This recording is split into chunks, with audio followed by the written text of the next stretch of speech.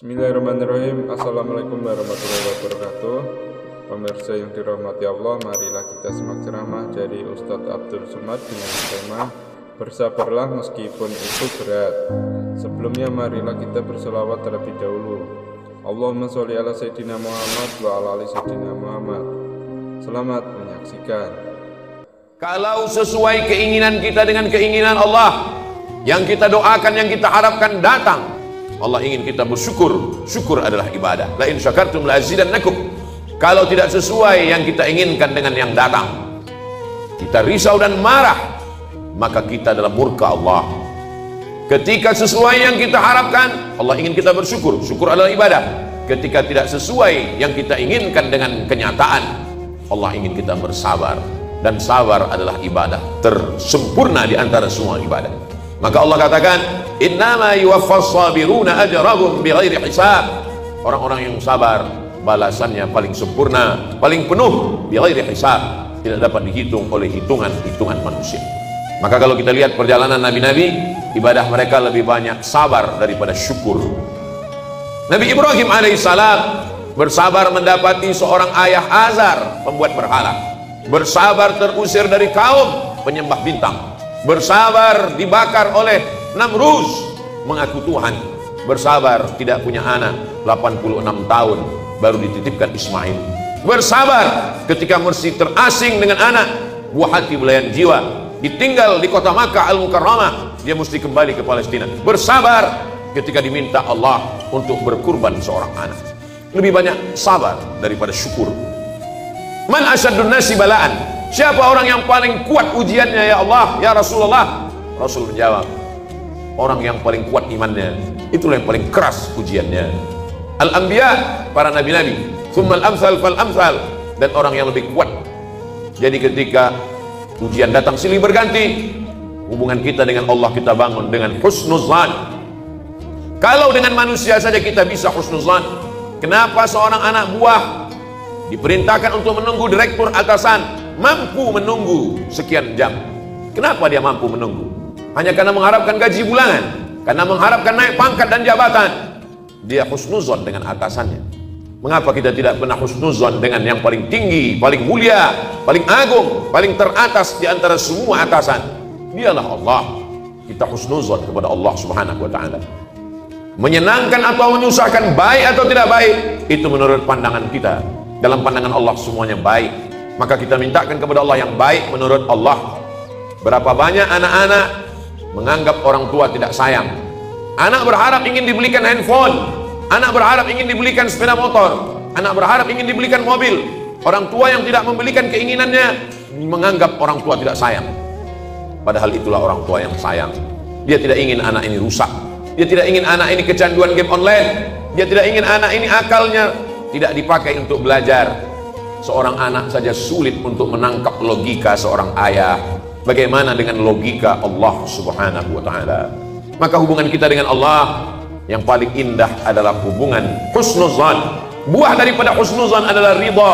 Sebelum matahari terbit kita sudah katakan, aku ridha. Raditu billahi rabba. Aku ridha menerima segala ketetapanmu ya Allah. Orang yang paling bahagia adalah sururul qalbi bimururil qada. Hati merasa bahagia melewati perjalanan takdir Allah subhanahu wa ta'ala. Sampai kapan? Lelah, letih, kecewa, sakit hati, marah. Sampai kapan? Sampai akhirnya kita tidak lagi mampu berkata dan berbuat apa-apa. Muda, belia, terang benderang, sampai pada akhirnya menguning, layu dan mati.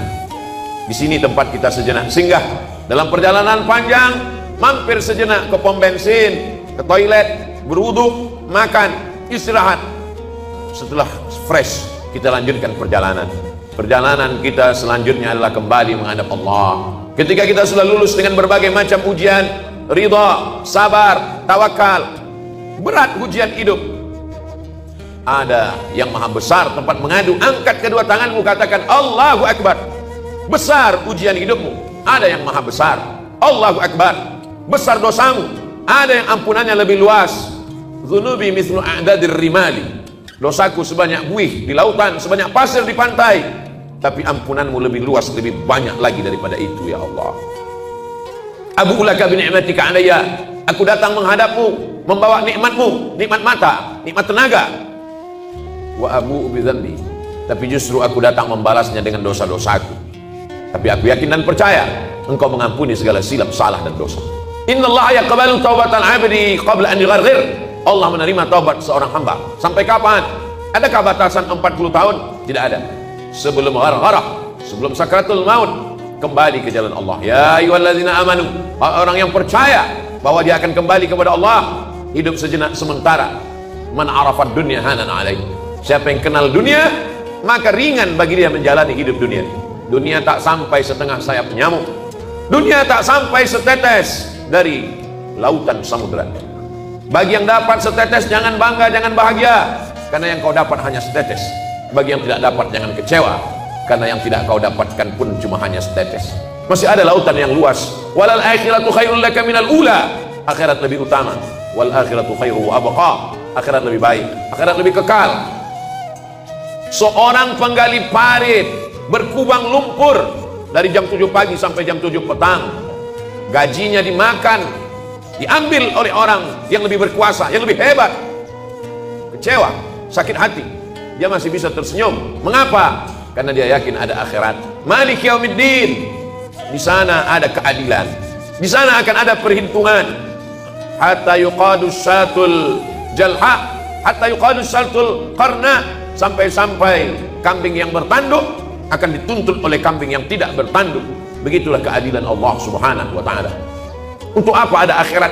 Bagi mereka yang A, tidak. T, keyakinan. Is, orang yang meyakini tidak ada Tuhan, tidak ada malaikat, tidak ada akhirat, mereka akan stres, mereka akan depresi, mereka akan bunuh diri. Bagi mereka gedung yang tinggi, puncak daripada penyelesaian segala masalah. Naik ke atas gedung, terjun ke bawah. Kalau dia bahagia, sebahagia-bahagianya, karena menurutnya dialah puncak kebahagiaan, tidak ada Tuhan. Kalau dia stres, susah, depresi, dia akan amat sangat menderita dalam hidup.